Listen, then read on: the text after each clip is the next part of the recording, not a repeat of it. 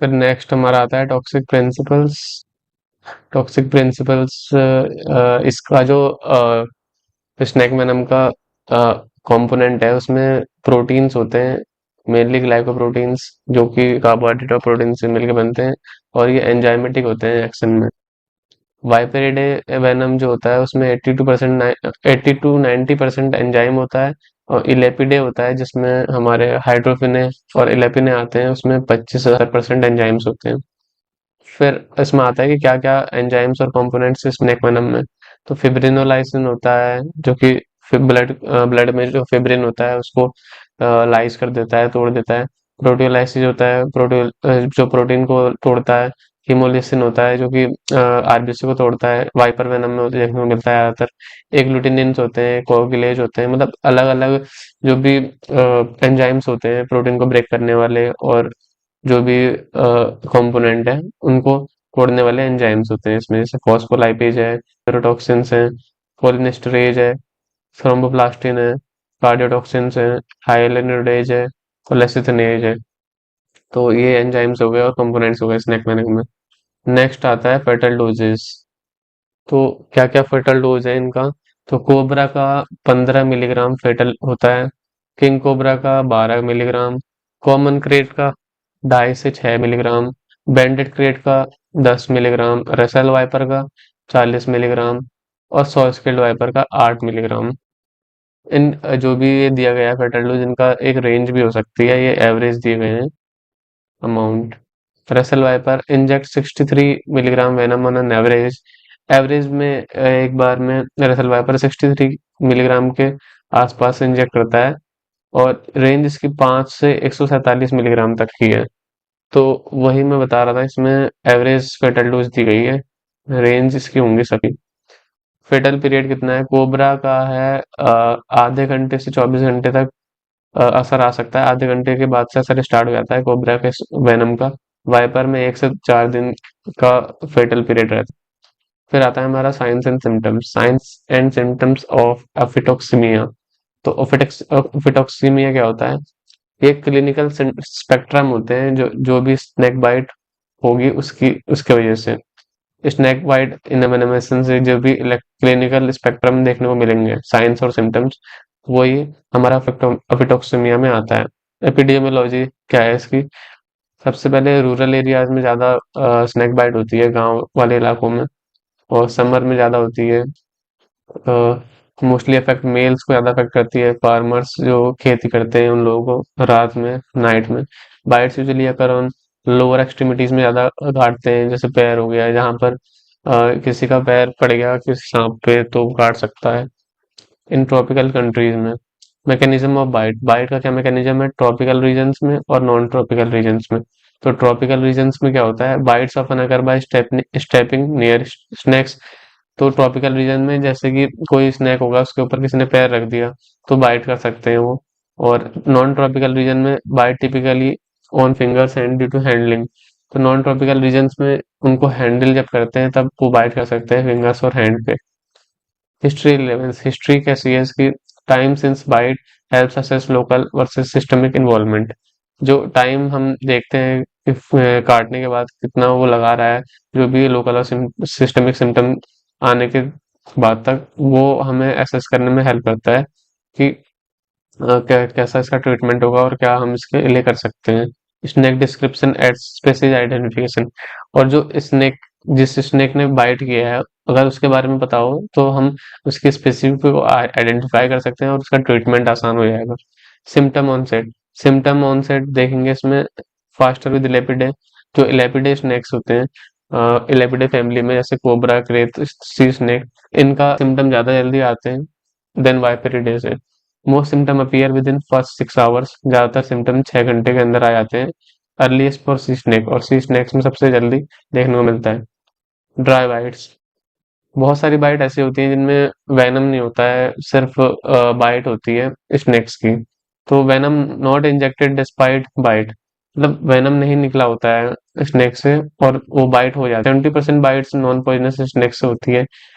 15% dry bite होती है जिसमें वेनम नहीं आता है, और 15% इन्वेनमेशन होती है। तो कुल मिला के सिर्फ 15% बाइट ऐसी होती है जिसमें से वेनम आ सकता है। Dry bite most common with cobra, और कोबरा में सबसे ज्यादा ड्राई बाइट देखने को मिलती है जिसमें वेनम नहीं आएगा, सिर्फ बाइट होगी। Pain severity, early intense pain suggest significant envenomation. अगर बहुत जल्दी बहुत ज्यादा पेन हो रहा है तो इसका मतलब वेनम आ सकता है, हो सकता है कि काट लिया हो तो वेनम आ गया हो। फिर आता है लोकल साइंस एंड सिम्टम। अब लोकल साइन एंड सिम्टम में क्या है, सबसे पहले हमें फैंग मार्क्स देखने को मिलेंगे, जैसे कोबरा होगा तो दो फैंग मार्क्स देखने को मिलेंगे। और अगर कोई दूसरा स्नेक होगा नॉन पॉइजनस स्नेक तो उसमें ऐसे आर्क बन सकता है तीत का। फिर पेन देखने को मिलेगा हमें, ब्लीडिंग ब्रूजिंग देखने को मिल सकती है, लिम्फ नोड एनलार्ज कर जाएंगे देखने को मिलेगा, ब्लिस्टरिंग, लोकल इन्फेक्शन, एब्सेस बन सकता है और नेक्रोसिस हो सकता है। फिर आता है systemic features. By snake type, अलग अलग स्नेक की बाइट के हिसाब से अलग अलग सिस्टमिक फीचर देखने को मिलेंगे। तो सबसे पहला है कोबरा। कोबरा से क्या सिम्टम देखने को मिलेंगे, फीचर देखने को मिलेंगे। तो लोकल सिम्टम, सबसे पहले तो लोकल सिम्टम स्टार्ट करेंगे 6 से 8 मिनट के अंदर स्टार्ट हो जाएगा। स्मॉल रेडिश व्हील बनेगा सबसे पहले, स्मॉल रेडिश व्हील जो कि टच करने में पेन करेगा, टेंडर होगा, सेंसेशन देगा, और ये प्यूट्रीफाई कर जाएगा 1 से 2 दिन के अंदर। और पर्पलिश कलरेशन हो जाएगी, स्लफिंग हो जाएगा फिर स्किन की वहां पर जहाँ पर बाइट हुआ है। फिर अर्ली सिम्टम, सिस्टमिक सिम्टम क्या देखने को मिलेंगे, वॉमिटिंग देखने को मिलेगी, heaviness of eyelids, blood vision, vision blur हो जाएगी, पेरेस्थेसिया अराउंड माउथ, माउथ के अराउंड सेंसेशन लॉस हो जाएगी, हाइपर एक्यूसी हो जाएगा, ज्यादा सुनाई देने लग जाएगा, हेडेक सर दर्द होगा, डिजीनेस चक्कर वर्टिगो चक्कर आएगा, हॉर्सनेस, और आवाज जो है उसमें भारी बनाएगा, सलाइवेशन हो जाएगा बहुत ज्यादा, कंजेस्टेड कंजक्टिवा, गूस्प्लेस जो हमारे हेयर इरेक्ट हो जाते हैं वो देखने को मिलेगा।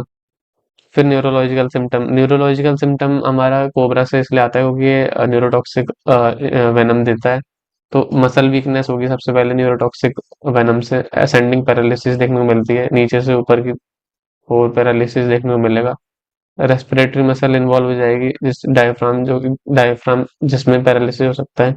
इंडिकेटर्स, अब ये हमें कैसे पता लगेगा कि हमारे न्यूरोलॉजिकल सिम्टम देखने को मिल रहे हैं, तो हम जो पर्सन होगा जिसको स्नेक बाइट हुई है वो नेक लिफ्ट नहीं कर पाएगा अपना, poor neck lift, fall falling breath count, उसकी ब्रेथ काउंट कम हो जाएगी, लो एसपीओ2 हो जाएगा, साइनोसिस और अल्टर्ड सेंसोरियम देखने को मिलेगा, और कोमा भी हो सकता है।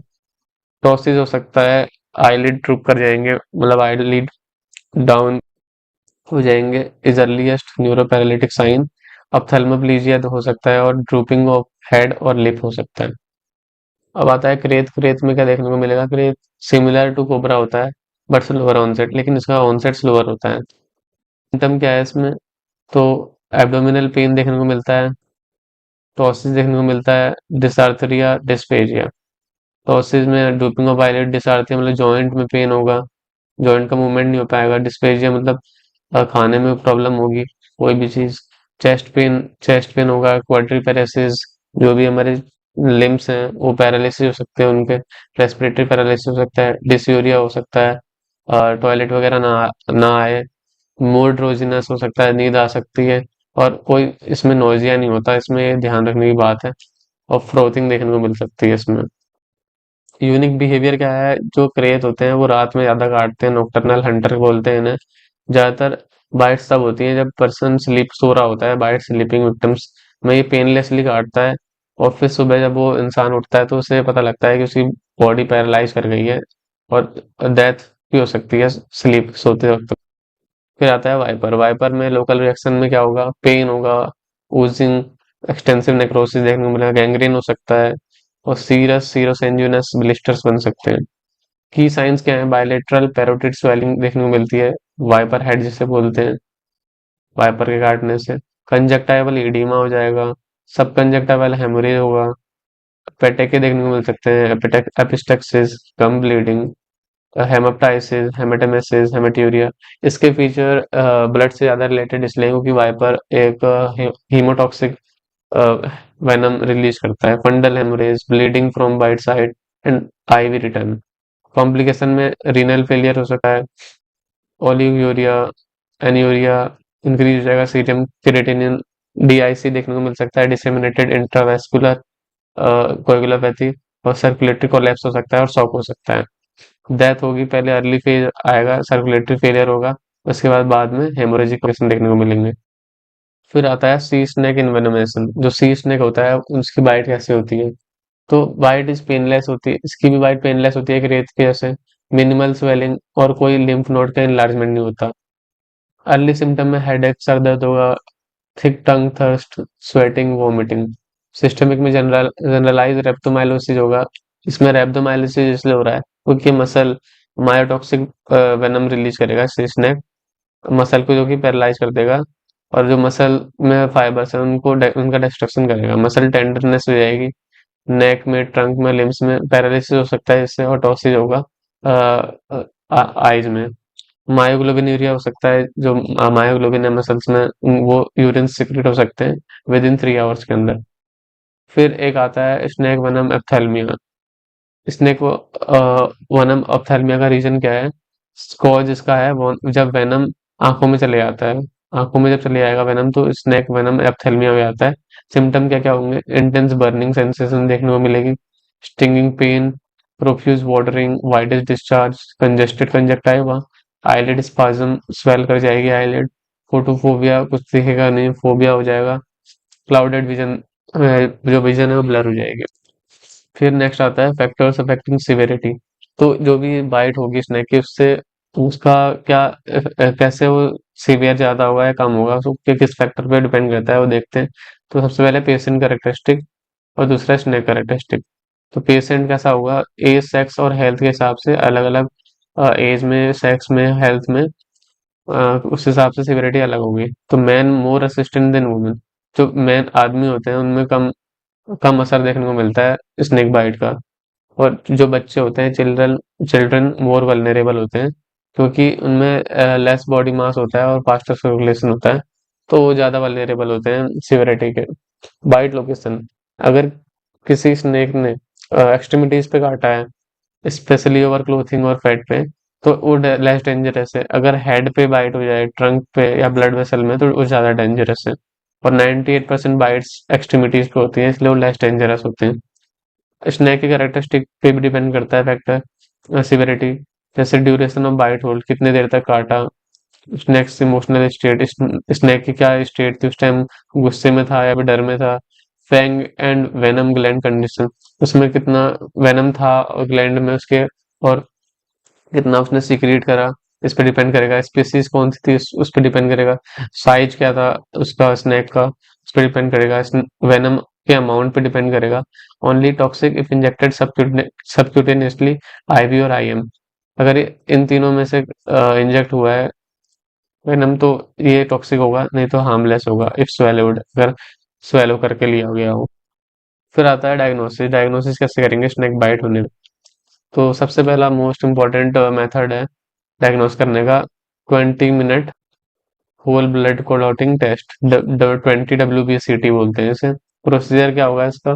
Place fresh venous blood in clean glass tube, एक ग्लास ट्यूब में फ्रेश वेनस ब्लड लेना है, लीव अनडिस्टर्ब फॉर 20 मिनट, और 20 मिनट के लिए उस पर ऐसे ही छोड़ देना है रूम टेम्परेचर पे।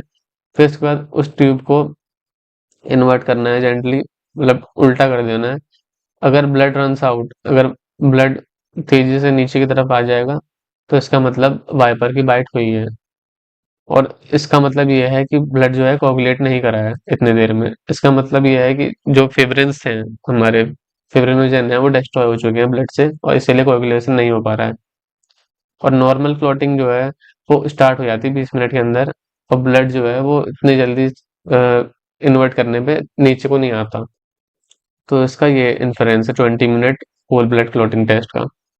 फिर इसमें एक एक्सेप्शन है, वाइपरिडे जो होते हैं, वाइपरिडे, उनमें ये एक्सेप्शन होता है कि क्लॉटिंग हमें देखने को मिल सकती है बाइट के बाद भी।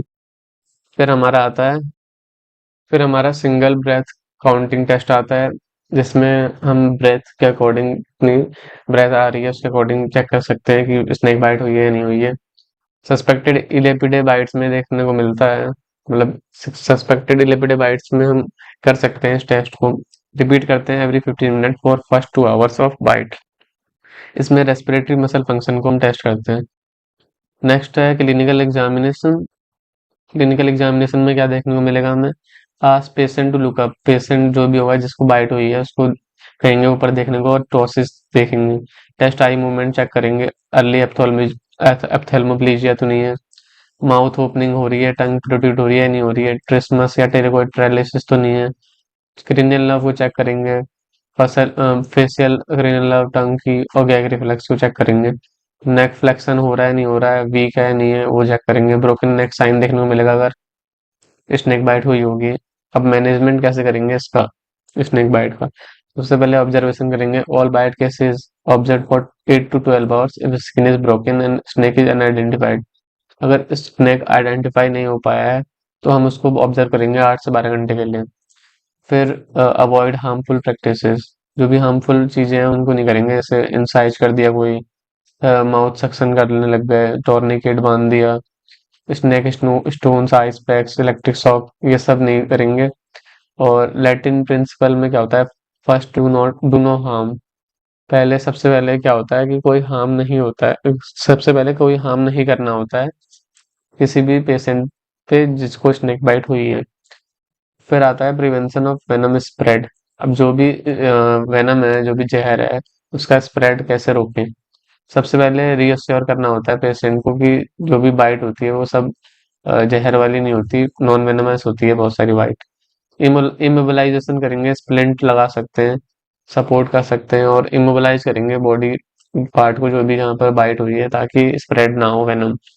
Keep limb below heart level, और जो भी लिम्ब है हमारे हाथ पैर हैं उनको हार्ट के लेवल के नीचे रखेंगे, ताकि वो हार्ट तक उनका जो भी जहर है वो स्प्रेड ना हो पाए। Avoid movement to slow lymphatic absorption, movement को अवॉइड करना है जिससे लिम्फ में एब्जॉर्प्शन ना हो। Pressure immobilisation technique. अब इसमें प्रेशर इमोबिलाइजेशन टेक्निक में क्या होता है, इलेपिड बाइट्स में रिकमेंडेड होता है सी स्नेक को छोड़ के, नॉट फॉर वाइपर बाइट के लिए नहीं होता, क्योंकि वाइपर बाइट में लोकल नेक्रोसिस हो सकता है। मेथड क्या मेथड है इसका, यूज कंप्रेशन बैंडेज यूज करेंगे, इलास्टिक ग्रिप क्लोथ का, torn clothing, not a tourniquet, tourniquet नहीं बांधेंगे। Wrap firmly from bite side upwards, जो भी बाइट साइड है उसके ऊपर रैप, उसके ऊपर से रैप करेंगे और 50 से 70 mmHg का प्रेशर मेंटेन करेंगे। Bandage should occlude lymphatic circulation, जो भी लिम्फेटिक सर्कुलेशन है वो बंद हो जानी चाहिए बैंडेज से, लेकिन आर्टेरियल और डीप वेनस फ्लो रहना चाहिए। फिर allow one finger under bandage, एक फिंगर बैंडेज के अंदर डाल के परफेरल पल्स को पैल्पेट करना है, मस्ट रिमेन पैल्पेबल, कि वो पैल्पेबल है या नहीं है पल्स। रेडियल हो गई, पोस्टीरियर टिबियल या फिर डोर्सालिस पेडिस। वेरिएंट्स, इसके क्या क्या वेरिएंट्स है, एक सदरलैंड रैप होता है और एक होता है प्रेशर पैड मोनेस टेक्निक। तो ये दो टेक्निक होते हैं इमोबिलाइजेशन के। स्टैंडर्ड प्रेशर इमोबिलाइजेशन कहते हैं सदरलैंड वाले को, और जो प्रेशर पैड है उसमें हार्ड पैड अप्लाई होता है वुंड पे। टोर्निकेट अवॉइड करना है, वॉश नहीं करना है बाइट साइड को, माउथ सक्शन और जहर को माउथ से सक नहीं करना है। फिर आया नेक्स्ट हमारा असेसमेंट ऑफ सिविरिटी ऑफ एनवेनोमेशन। तो नेक्स्ट हमारा हम देखेंगे कितना सिवियर इन्वेनेशन हुआ है या नहीं हुआ है। तो अगर कोई जहर नहीं आया होगा तो उसमें क्या होगा, फैंग मार्क देखने को मिलेगा, लेकिन कोई सिस्टमिक रिएक्शन देखने को नहीं मिलेगी या लोकल रिएक्शन देखने को नहीं मिलेगी। अगर फैंग मार्क है, मॉडरेट पेन है और इडीमा है, हल्का हल्का एरिथमा है, काइमोसिस है, लेकिन कोई सिस्टमिक रिएक्शन नहीं है, तो ये माइल्ड में आएगा। और मॉडरेट में सीवियर पेन है, एडिमा है, एरिथमेटोमाइकोसिस, सिस्टमिक वीकनेस भी है, स्वेटिंग हो रही है, सिंकोप हो गया है, नोजिया, वोमिटिंग, थ्रोम्बोसाइटोपेनिया और एनीमिया मॉडरेट में आएगा। सीवियर में severe pain, oedema greater than 30 centimetre से ज्यादा, एरिथमेटोमाइकोसिस, हाइपोटेंशन, पेरेस्थीसिया, कोमा और रेस्पिरेटरी फेलियर हो रहा है, तो इसका मतलब सीवियर पॉइजनिंग, सीवियर इन्वेनेमेशन हो रखा है। फिर आता है मैनेजमेंट। मैनेजमेंट कैसे करेंगे, तो इसका एक फ्लो चार्ट दिया गया है इसमें। सबसे पहले हम देखेंगे ड्राई बाइट होती है बहुत सारी, इसमें मिनिमल इन्वेनेशन होता है और मॉडरेट टू सिवियर इन्वेनेशन होता है एक में। तो जो ड्राई बाइट होती है उसको हम ऑब्जर्व करेंगे 8 से 12 घंटे के लिए। अगर कोई सिम्टम नहीं आ रहा होगा तो एंटीवेनम की रिक्वायरमेंट नहीं है। और मॉडरेट टू सिवियर में हम देखेंगे लोकल एडिमा और एकाइमोसिस हो रहा है तो इमोबिलाइजेशन करेंगे। इनिशियल डोज ऑफ एंटीवेनम दे सकते हैं और डायलिसिस कर सकते हैं और ब्लड ट्रांसफ्यूजन। और अगर सीवियर में हमें रेडनेस देखने को मिलेगी और न्यूरो पैरालिसिस देखने को मिलेगी, इसमें भी पैरासर इमोबिलाइजेशन करेंगे और वेंटिलेटर की जरूरत पड़ेगी तो वेंटिलेटर पे रख सकते हैं और इनिशियल डोज दे सकते हैं एंटीवेनम की। एट्रोपिन भी दे सकते हैं और नियोस्टिकमेन बेस्ड ऑन सिम्टोमेटिक ट्रीटमेंट। इन्वेनमिनेशन अगर बहुत ज़्यादा हो जाती है और बढ़ती है, जहर और बढ़ता है, तो इसी प्रोसेस को एंटीवेनम देने की रिपीट करेंगे। और अगर कम हो जाता है, सही हो जाता है पेशेंट, तो कोई फर्दर ट्रीटमेंट की जरूरत नहीं है। तो ये एक ब्रॉड फ्लो चार्ट है, समझ लें। इसमें भी यही लिखा हुआ है, स्नेक बाइट ड्राई होगी तो ऑब्जर्व करना है 8 से 12 घंटे के लिए। मॉडरेट से सीवियर होगी तो लोकल एडिमा काइमोसिस देखने को मिलेगा। इमोबिलाइजेशन कर देंगे इसमें। डायलिसिस कर सकते हैं, blood transfusion, antivenom dose. Local redness और रिन्यूअल पैरालिसिस में प्रेशर इमोबिलाइजेशन करेंगे। इनिशियल एंटीवेनम डोज एट्रोपिन और नियोस्टिकमिन। प्रोग्रेशन होगा तो रिपीट करेंगे एंटीवेनम डोज, और नहीं होगा तो कोई ट्रीट नहीं करेंगे फर्दर। फिर है वही lower limb pressure immobilisation immobilisation करेंगे। फोर आर्म प्रेशर इमोबिलाइजेशन कर सकते हैं और स्टेप वाइज रैपिंग कर सकते हैं। एंटीवेनम ट्रीटमेंट, अब एंटीवेनम जो है वो कैसा होता है और उसका ट्रीटमेंट मतलब क्या क्या टाइप होते हैं उसके, कैसे क्या प्रिपरेशन होता है, क्या डोज होता है, वो देखेंगे। तो लाइवलाइज पॉलीवेलेंट एंटी स्नेक वेनम होता है जो कि इंडिया में यूज होता है। इफेक्टिव अगेंस्ट कोबरा के अगेंस्ट इफेक्टिव होता है। कॉमन क्रेट, सो स्केल्ड वाइपर और असल्स वाइपर। प्रिपरेशन कैसे बनता है, तो डिजोल्व करना है freeze dried anti snake venom को इन 10 ml वाटर में। डाइल्यूट करना है 80-100 ml एंटी स्नेक वेनम 200 से 500 ml आइसोटोनिक सेलाइन में। और फिर इसको आईवी एडमिनिस्टर करना है over 1 hour slowly. Doses guidelines में क्या है, इनिशियल डोज 8 से 10 वायल्स आईवी यूज कर सकते हैं 1 घंटे में। और जब रिपीट करेंगे वेस्कुलोटॉक्सिक वेनम के लिए, तो 6 घंटे का रूल लगेगा, 6 आवर रूल। और न्यूरोटॉक्सिक के लिए 1 to 2 आवर रूल लगेगा। 6 आवर रूल में कोगुलेशन प्रोफाइल चेक करेंगे। मैक्सिमम 30 वाइल्स इसमें यूज कर सकते हैं वेस्कुलोटॉक्सिक वेनम में। और जो न्यूरोटॉक्सिक वेनम होगा उसमें मैक्सिमम 20 वाइल्स यूज कर सकते हैं रिपीटेड डोज में। Evidence source low dose ASV may be as effective as standard dose. तो जो लो डोज एएसवी होगा वो ज़्यादा इफेक्टिव होगा स्टैंडर्ड डोज के अकॉर्डिंग। अब क्या एंटी स्नेक वेनम एडमिनिस्ट्रेशन हम कैसे करेंगे, इंडिकेशन क्या है, किस किस को करेंगे, तो वो देखते हैं। सिस्टमिक इन्वेनमिंग, तो सिस्टमिक इन्वेनमिंग फीचर हमें देखने को मिलेगा तब हम एएसवी एडमिनिस्टर करेंगे। तो सबसे पहला है हेमोस्टेटिक इशू। अगर हीमोस्टेटिक इशू आ रहे हैं तो हम एंटी स्नेक वेनम एडमिनिस्टर करेंगे। जैसे ब्लीडिंग हो रही हो बहुत ज़्यादा, कोagulopathy हो गई हो, थ्रोम्बोसाइटोपेनिया, प्लेटलेट कम हो गए हो, तो हम एएसवी देंगे। सीएनएस सिम्टम दिख रहे हो, ptosis, ophthalmoplegia, paralysis, severe symptom हो, hypotension, shock, arrhythmia, abnormal ECG, renal symptom हो, oliguria, creatinine urea, haemoglobinuria, myoglobinuria, haemolysis और एब्डोमाइलोसिस। तो ये सिस्टमिक सिम्टम है जो इन, अगर ये हमें देखने को मिल रहा है तो हम एएसवी एडमिनिस्टर करेंगे। और लोकल, अगर लोकल हमें सिम्टम देखने को मिल रहा है जैसे स्वेलिंग हो रही हो हाफ ऑफ बिटन लिम्ब, जो जिस हाथ पे या पैर पे काटा हुआ है उसका पूरा आधा स्वेल कर गया हो बॉडी का, तो फिर इसका मतलब हम एएसवी एडमिनिस्टर करेंगे बिना टोर्निकेट बांधे हुए। स्वेलिंग आफ्टर डिजिट बाइट्स, अगर फिंगर्स में काटा है, उंगलियों पे काटा है, तो वो पूरी स्वेल कर जाएगी तो हम एएसवी देंगे। अगर रैपिड स्वेलिंग हो रही हो और वो बढ़ रहा हो तो एएसपी देंगे। In last standard draining lymph node बड़े हो गए हो, ड्रेन कर रहे हो तो देंगे। टाइमिंग एडमिनिस्टर करना है SV as soon as indicated. Contraindication कुछ नहीं है। कॉसेस, एएसवी इज कॉस्टली, जो स्नेक वेनम होता है कॉस्टली होता है, लिमिटेड होता है और सीवियर रिएक्शन कर सकता है। चिल्ड्रन में सेम एज एडल्ट की तरह डोज लगेगी। अब जो एंटी स्नेक वेनम है उसको देने के बाद क्या क्या रिएक्शन हो सकती है, तो type 1 hyper sensitivity anaphylaxis reaction हो सकती है जिसमें ईचिंग हो सकती है, urticaria, dyspnoea, wheezing, hypotension, collapse, vomiting, fever और टैकिकार्डिया।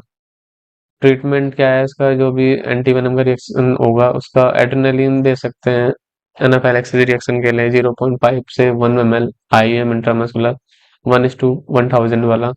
एडल्ट में 0.5 ml, चिल्ड्रन में 0.01 मिलीग्राम पर KG. Continue ASP anti snake venom देते रहना है आफ्टर एड्रेनालिन के बाद। पायरोजेनिक रिएक्शन हो सकती है। पायरोजेनिक में मतलब फीवर आ सकता है, जैसे 1 से 2 घंटे बाद फीवर आ सकता है एएसवी देने के बाद। तो इसका कारण होता है एंडोटॉक्सिन कंटामिनेशन, जो एंडोटॉक्सिन होता है उनका कंटामिनेशन हो जाता है। ट्रीटमेंट पैरासीटामोल है 500 mg, 3 या 4 बार, 3 हफ्ते के लिए। सीरम सिकनेस लेट रिएक्शन होता है, जो कि तब होता है जब 8 से ज़्यादा वायल्स यूज हो जाती हैं एएसवी की। फिर नेक्स्ट आता है सपोर्टिव ट्रीटमेंट, क्या क्या दे सकते हैं। तो वेंटिलेटरी केयर दे सकते हैं, lateral nursing position, lateral position रख सकते हैं। क्लीन सलाइवेशन, सलाइवा को क्लीन रखना है। टू प्रिवेंट एस्पिरेशन, एस्पिरेशन नहीं होने देना है। मे रिक्वायर एंडोट्रेकियल इंट्यूबेशन की जरूरत पड़ सकती है, ऑक्सीजन की या फिर ट्रैकियोस्टोमी की, न्यूरोपैरालिटिक बाइट होगी। एंटीबायोटिक की जरूरत पड़ सकती है, टेटेनस की, ब्रॉड स्पेक्ट्रम एंटीबायोटिक्स यूज हो सकते हैं। टेटेनस टॉक्साइड यूज हो सकता है। सपोर्टिव केयर में जो भी फीचर दिख रहा होगा, हमें सिम्टम दिख रहा होगा पेशेंट का, उसको हम ट्रीट करने के लिए कोई भी सपोर्टिव ट्रीटमेंट दे सकते हैं। सर्जिकल इंटरवेंशन कर सकते हैं। एक्सीजन पहले काट दो वो पार्ट जहाँ पर इन्फेक्शन या फिर गैंग्रेन हो रहा हो। डिब्राइटमेंट ऑफ नेक्रोटिक टिश्यू, फेसियोटोमी कर सकते हैं। और फिर आता है लिपिड बाइट में एंटी कोलिनेस्टेरेज थेरेपी। लिपिड बाइट्स में कोलिनेस्टेरेज एंजाइम होता है इनके वेनम में, तो उसके लिए हम एंटी कोलिनेस्टेरेज दे सकते हैं, जैसे एट्रोपिन दे सकते हैं, हाइड्रोफोनियम क्लोराइड दे सकते हैं और नियोस्टिकमिन दे सकते हैं। इनकी अमाउंट याद करने की जरूरत है नहीं उतनी। हाइपोटेंशन एंड शॉक मैनेजमेंट, तो हाइपोटेंशन और शॉक मैनेजमेंट में फ्लूइड्स देंगे, नॉर्मल सलाइन और रिंगर लैक्टेट। और अगर CVP central venous pressure low है तो प्लाज्मा एक्सपेंडर दे सकते हैं 5% एल्ब्यूमिन, और फ्रेश होल ब्लड या फिर फ्रेश फ्रोजन प्लाज्मा दे सकते हैं। न्यूरोलॉजिकल सिम्टम के लिए डोपामिन दे सकते हैं। और अगर रीनल फेलियर हो रहा हो तो रिहाइड्रेशन कर सकते हैं, डायूरेटिक्स, डोपामिन, हीमोफिल्ट्रेशन, हीमोडायलिसिस कर सकते हैं। अगर हीमोस्टेटिक डिस्टरबेंस हो रहा है तो ट्रीटमेंट में फ्रेश ब्लड दे सकते हैं, फ्रेश फ्रोजन प्लाज्मा, क्रायोप्रेसिपिटेट, और प्लेटलेट कंसंट्रेशन। हेपेरिन दे सकते हैं 1000 से 5000 इंटरनेशनल यूनिट आईवी, डीआईसी और क्लॉटिंग एबनॉर्मलिटीज में। और कॉर्टिकोस्टेरॉइड दे सकते हैं, लेकिन इसका कोई प्रूवन बेनिफिट देखा नहीं गया है स्नेक बाइट में। स्नेक वेनम एंड अप्थेल्मिया में क्या करना होता है मैनेजमेंट के लिए? इमीडिएट केयर में वॉश करेंगे आइज को जहाँ पर इन्वेनेशन हुआ है with large volume of water और ब्लेंड फ्लूइड से। एंटीवेनम टाइप्स, अब एंटीवेनम के क्या क्या टाइप होते हैं? तो सोर्स होता है जो एंटीवेनम का, इम्यूनोग्लोबिन होता है फ्रॉम हॉर्स या फिर sheep से, इम्यूनाइज विद वेनम, जो कि इम्यूनाइज होता है वेनम से। दो तरीके के होते हैं एंटीवेनम, मोनोवेलेंट और पॉलीवेलेंट। मोनोवेलेंट स्पेसिफिक होता है, पॉलीवेलेंट पॉलीस्पेसिफिक होता है। फिर आता है एडमिनिस्ट्रेशन। एडमिनिस्ट्रेशन आईवी रूट से कर सकते हैं, आईएम से नहीं करना। Test dose only for serum used. अगर हॉर्स सीरम यूज कर रहे हैं तो टेस्ट डोज देंगे बस। अर्ली एडमिनिस्ट्रेशन आइडल होता है but late use still beneficial. Dose is empirical, repeat doses में be needed. Preferably administer for non neutralise venom components. अब एंटी स्नेक वेनम का कंपैरिजन, तो एक इंडियन वाला एंटी स्नेक वेनम होता है और यूएस वाला होता है। तो जो यूएस वाला होता है वो कम रिएक्शन करता है, और इंडियन वाला ज़्यादा रिएक्शन कर सकता है। स्पीसीज आइडेंटिफिकेशन, अब कौन सा स्नेक बाइट किया है उसको आइडेंटिफाई करने के लिए डीएनए स्वैब लेंगे taken from fang marks, can correctly identify snake species. Venom ऐसे कर सकते हैं, रेडियो अमीनो ऐसे, और एलाइजा। आईवी इम्यूनोग्लोबिन कर सकते हैं, रिपोर्टेड बेनिफिशियल फॉर कोएगुलोपैथी, को जो भी कोएगुलोपैथी होगी उसके लिए ये बेनिफिशियल होता है, न्यूरोटॉक्सिसिटी के लिए नहीं होता। वेनम इफेक्ट्स एंड रिसर्च, अब वेनम इफेक्ट्स एंड रिसर्च में क्या है, इसमें कुछ ऐसी रिसर्च पाई गई है, जो भी प्लांट्स वगैरह हैं उनसे हमें कुछ चीजें मिलती हैं जो जो कि इनके इफेक्ट को, बाइट स्नेक बाइट के इफेक्ट को, जहर को कम कर सकती है। तो सबसे पहला है स्नेक वेनम मेटालोप्रोटीजेस, एसवीएमपीज। ये हेमोरेज करती है एंड टिश्यू डिग्रेडेशन करती है एट वाइपर बाइट साइट पे। स्नेक वेनम मेटालोप्रोटीजेस, तो एसवीएमपी का इनहिबिटर अगर हम दे दें तो यह हेमोरेज और टिश्यू डिग्रेडेशन रुक जाएगा। तो इनहिबिटर्स में एनासिटाइल सिस्टीन दे सकते हैं और एक कैसिया अरिकुलाटा लीफ एक्सट्रैक्ट यूज कर सकते हैं जो कि अच्छा रिजल्ट देता है। कैसिया अरिकुलाटा कुछ ऐसा लीव्स देखने को मिलता है इसमें। फिर दूसरा है हेमिडेस्मस इंडिकस एक्सट्रैक्ट। ये भी एक अच्छा प्लांट है जो कि रसल वाइपर के वेनम के लिए यूजफुल होता है। एंटी इन्फ्लेमेटरी होता है, एंटीपायरेटिक और एंटीऑक्सीडेंट होता है। इसमें 2 हाइड्रोक्सी 4 मिथॉक्सी बेंजोइक एसिड होता है। तीसरा है मिमोसा प्यूडिका रूट एक्सट्रैक्ट, जो कि ये टच मी नॉट प्लांट होता है। ये न्यूट्रलाइज कर देता है toxic effects of cobra and krait venoms. अब कॉम्प्लिकेशन क्या क्या है इसमें? कंपार्टमेंट सिंड्रोम हो सकता है, tissue necrosis, bleeding diathesis, cardiovascular haematologic complication, pulmonary collapse. Postmortem findings में क्या क्या देखने को मिलेगा? स्नेक बाइट में बाइट मार्क्स, 2 फैंग्स देखने को मिलते हैं पॉइजनस स्नेक में, और नॉन पॉइजनस में semi circular set of teeth marks देखने को मिलते हैं जो कि डायग्राम में दिखाया गया है। डेप्थ कोलिब्राइन बाइट जो होती है, जो कि नॉन वेनमस होते हैं, वो 1.5 सेंटीमीटर की होती है, और जो वाइपर की बाइट होती है वो 2.5 सेंटीमीटर तक की हो सकती है। वाइपर की बाइट जो होती है वो डिस्कलरेशन करता है, स्वेलिंग, सेलुलाइटिस कर सकता है, हेमोरेज कर सकता है, पेटेके इन ब्लैडर, स्टोमक एंड इंटेस्टाइन देखने को मिलता है। हेमोरेजिक लिम्फ नोड देखने को मिलता है, हेमोरेजिस देखने को मिलते हैं बोवेल में, लंग्स में, एंडोकार्डियम में, और मेडुलरी हेमोरेज देखने को मिलता है किडनी में, necrosis, interstitial nephritis, congestion of internal organs. Elapid bites में फ्लूइड और हेमोलाइज्ड ब्लड देखने को मिलता है वेसल्स में। No definite postmortem appearances except sign of asphyxia. Medico legal aspect क्या है स्नेक बाइट का? ऑब्जर्वेशन करेंगे स्नेक बाइट में। लीगल इम्प्लीकेशन है, मिस आइडेंटिफाई नहीं करना स्नेक को। पॉइजनिंग एक्सीडेंटल है, इंटेंशनल है, ये भी देखना है। Historical note, queen Cleopatra's death link to snake bite. History में जो क्यून क्लियोपैट्रा है उसकी डेथ स्नेक बाइट की वजह से माना जाता है। Consumption risk, eating animals killed by snake venom में पोज डेंजर। जो एनिमल को हम ईट खा लें जो कि स्नेक बाइट से मरे हुए हैं, उससे हमें डेंजर हो सकता है। कैटल पॉइजनिंग हो जाए तो snake venom can cause live stock deaths, बहुत सारी डेथ्स कर सकता है। इलस्ट्रेशन में ऊपर हमने देख ही लिया कि पॉइजनस में 2 फैंग मार्क देखने को मिले और नॉन पॉइजनस स्नेक में सेमी सर्कुलर रोज देखने को मिलता है टीथ मार्क्स में। तो इसमें इतना ही था, और आगे इसका जो नेक्स्ट पार्ट होगा उसमें हम देखेंगे जो बीज हैं, स्कॉर्पियन स्टिंग है उनके, उनमें कौन कैसा जहर होता है वो सब देखेंगे।